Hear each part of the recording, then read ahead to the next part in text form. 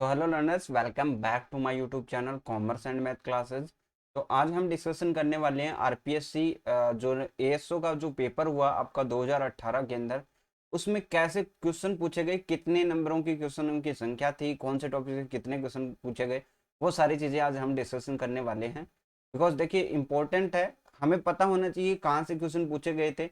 हो सकता है कि इस बार जो है डिफरेंट हो, लेकिन एक एनालिसिस हमारा बनता है कि हमें थोड़ा सा ध्यान में रखना चाहिए कि कई बार क्या होता है कि हम एक टॉपिक पे फोकस करते हैं और पूछ लिया जाता है कुछ और चीज। जैसे अभी जो आपका संगणक का एग्जाम हुआ, आपको पता है कि एक डिफरेंट टाइप का पेपर आपके सामने आया। हम एग्रीकल्चर पेपर की बात करेंगे, बट इसके पेपर का थोड़ा पैटर्न जानना जरूरी है। बिकॉज ये आरपीएससी है, आरपीएससी का एक पेपर होता है, उसका पैटर्न निर्धारित रहता है। तो उस टाइप में हम देखते हैं कि कितने क्वेश्चंस आए थे और हमें किस प्रकार तैयारी करनी चाहिए, ताकि हमारा जो एक जो एवरेज तैयारी है, जैसे बीच लास्ट टाइम 2018 के अंदर स्टैटिस्टिक्स के अंदर काफी सारे स्टूडेंट अच्छे थे बट उनका नहीं हुआ।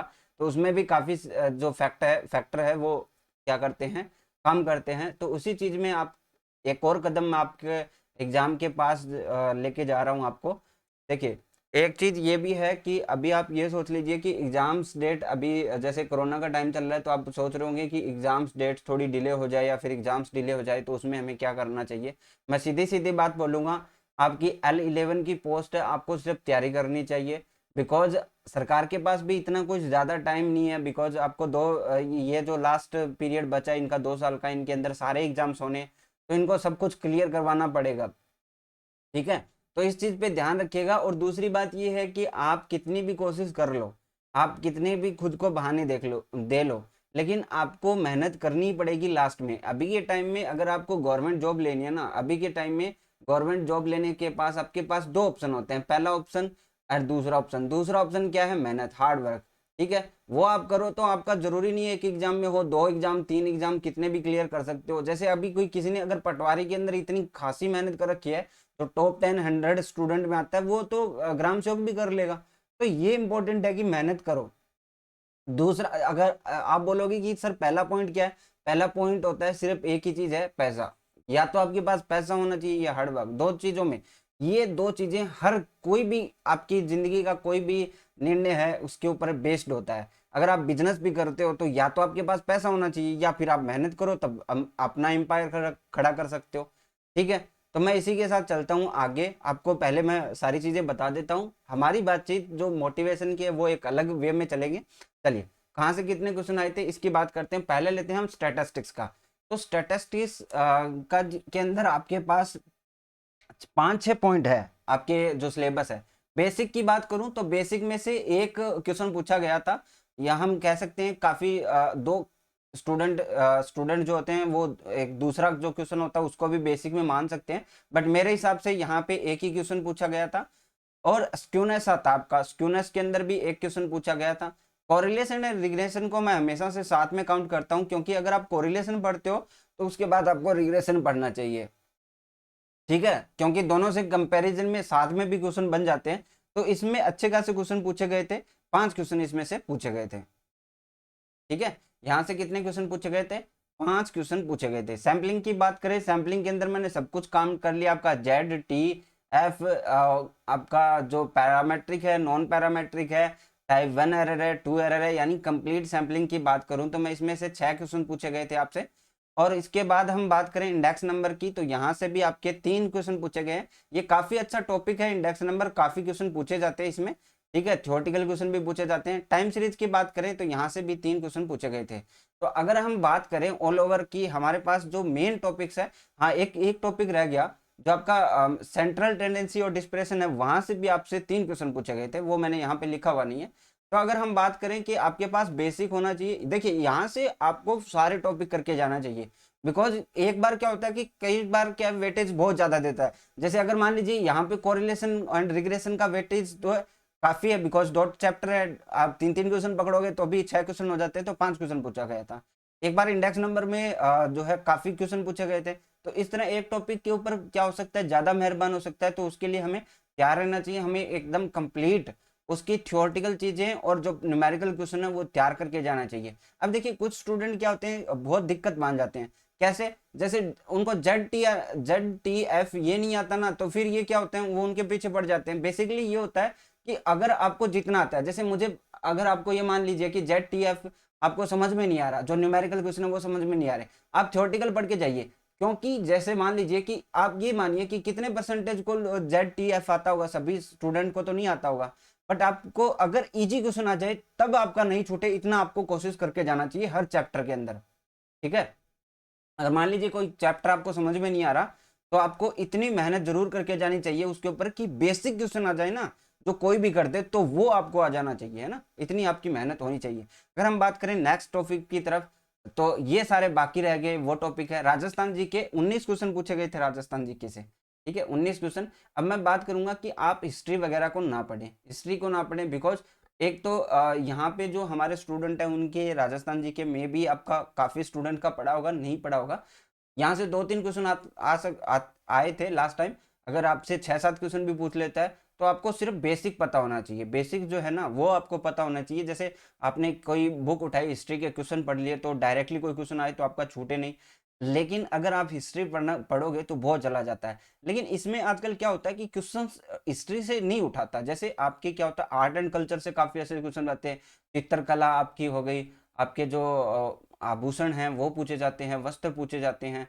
ज्योग्राफी के अंदर आपको नदियों का क्रम पूछा जाता है। तो ऐसे क्वेश्चन आपको ज्यादा पढ़ने चाहिए, ऐसे क्वेश्चन आने लग गए हैं अब, है ना, इस चीज का ध्यान रखिए।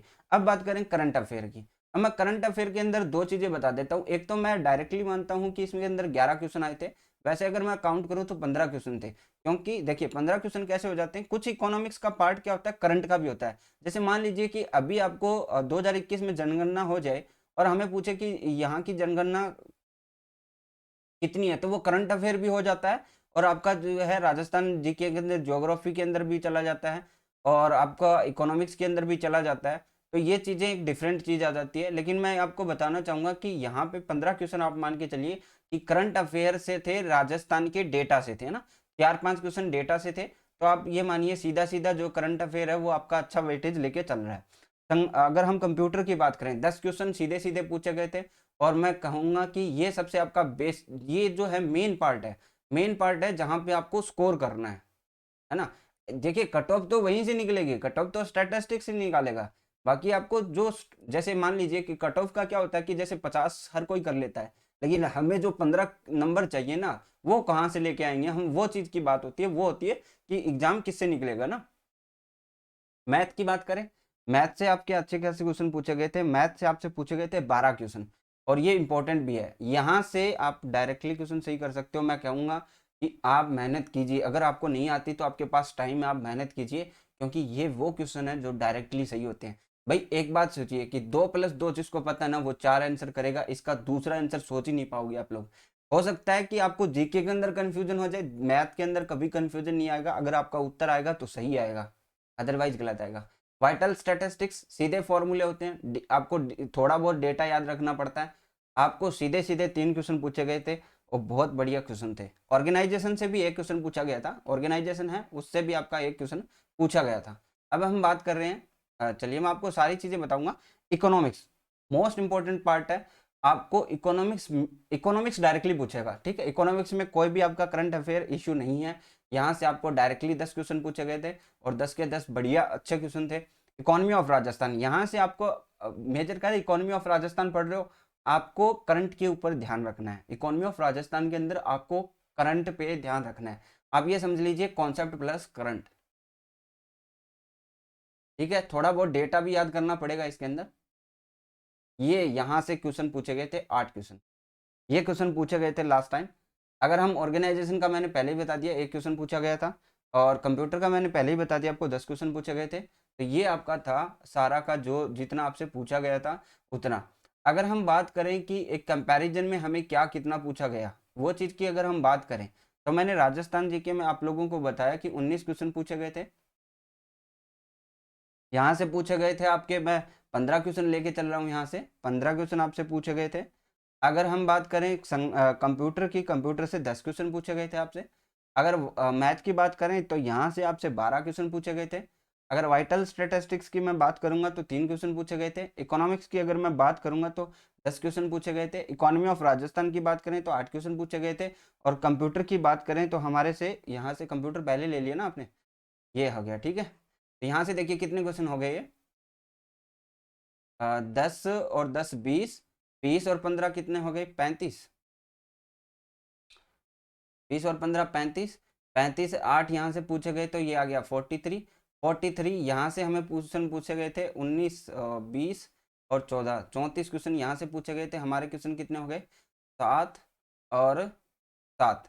77 क्वेश्चन यहाँ से पूछे गए थे, तो अदर टॉपिक है। एक क्वेश्चन आपका कहाँ से पूछा गया था, ऑर्गेनाइजेशन से पूछा गया, जो कि मैंने यहाँ पे काउंट नहीं किया। 78 क्वेश्चन का ये टारगेट हो गया, प्लस आपको 22 क्वेश्चन पूछे गए थे जो है आपके स्टैटिस्टिक्स से। तो ये आपका 100 का पूरा सेट हो गया। अब आप देख लीजिए अपने हिसाब से कैसे इसको मैनेज करना है। हर टॉपिक इंपॉर्टेंट है अपने आप में, एक एक नंबर इंपॉर्टेंट है, ध्यान रखिएगा।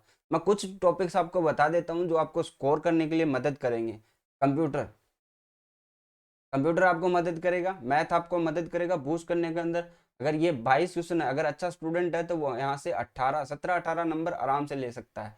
इकोनॉमी, इकोनॉमिक्स, इकोनॉमिक्स अच्छे से पढ़िएगा। इकोनॉमिक्स मोस्ट इम्पोर्टेंट पार्ट है, क्योंकि देखिए कमजोर कड़ी पे वार करना चाहिए आपको। हमेशा से पेपर की स्ट्रेटेजी पता होनी चाहिए कि जो जो लोग स्टूडेंट जो जो पार्ट छोड़ सकते हैं या फिर जहाँ पे कमजोर है वहां से हमें लीड बनानी है। क्या बनानी है, लीड बनानी है।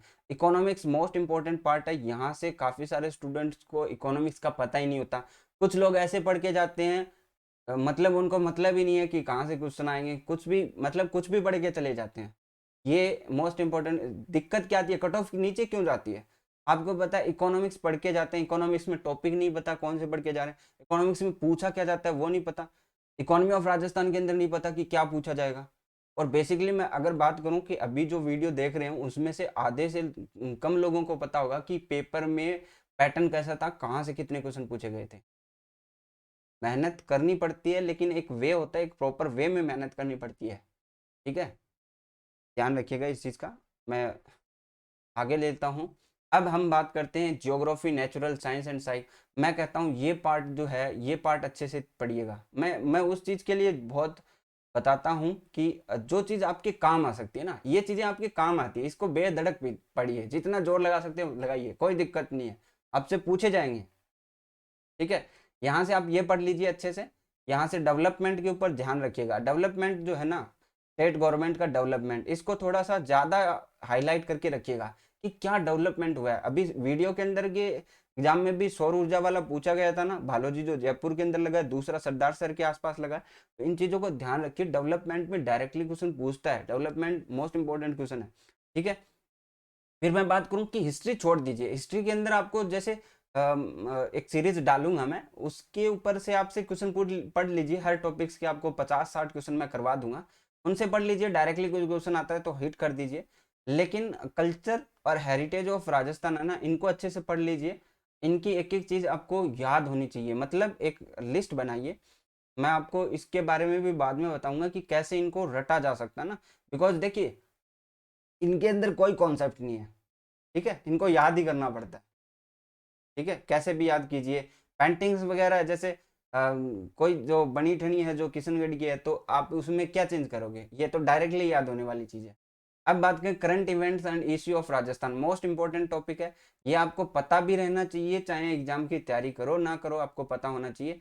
आपके लास्ट टाइम 15 क्वेश्चन मैं मान सकता हूँ, अगर नहीं माने तो 11 क्वेश्चन तो आपके डायरेक्टली पूछे गए थे, जिसके अंदर राजस्थान हो चाहे न हो, लेकिन वो डायरेक्ट आपके क्या थे, संबंधित थे करंट अफेयर से। इसको आपको पढ़ना ही पढ़ना है।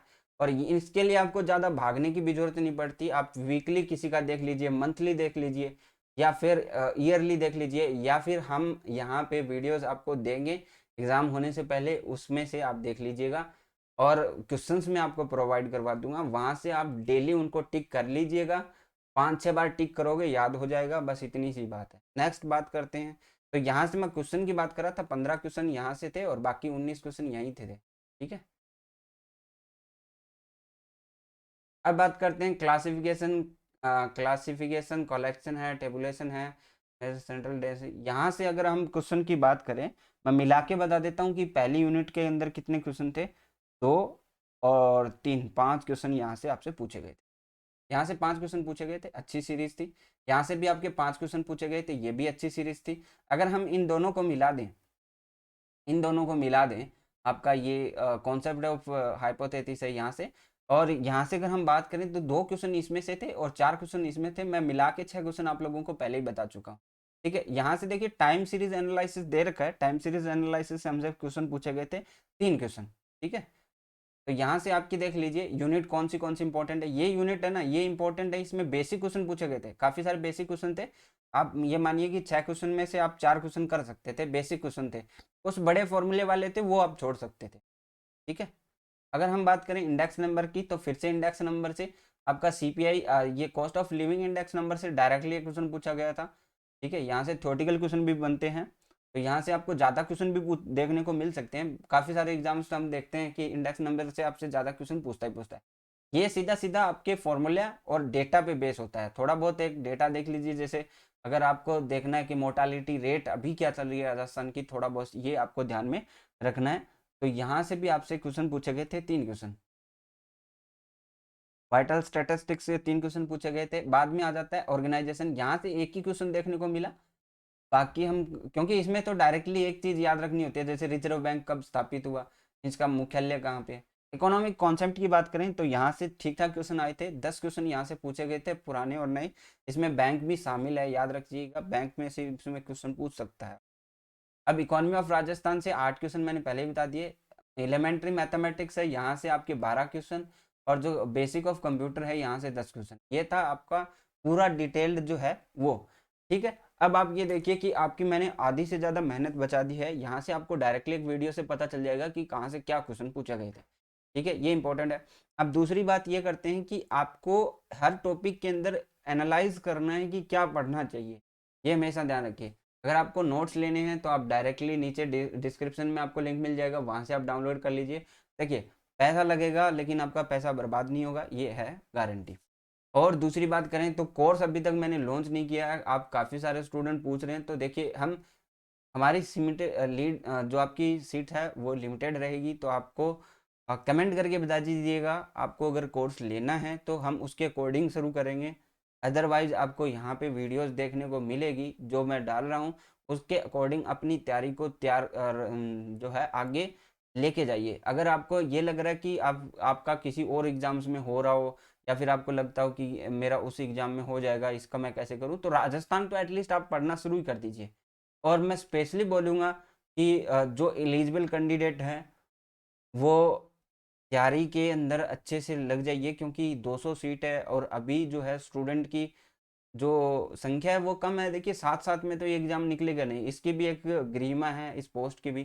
ठीक है, अगर आप ये सोच रहे हो कि मैं उस एग्जाम के साथ इसको भी निकाल लूंगा, ये भी कर लूंगा, ये नहीं होगा। इसका डिफरेंट सिलेबस है और जाना भी नहीं चाहेगा। देखिए आपको क्या लगता है, इतना सिलेबस आपका कंप्यूटर इसमें पूरा आ जाता है, मैथ के इंपॉर्टेंट पॉइंट आ जाते हैं, इकोनॉमी ऑफ राजस्थान आ जाता है, इकोनॉमिक्स के ऑलमोस्ट सभी कॉन्सेप्ट है। ठीक है, वाइटल स्टैटिस्टिक्स है, इंडेक्स नंबर, ये काफ़ी सारा सिलेबस है।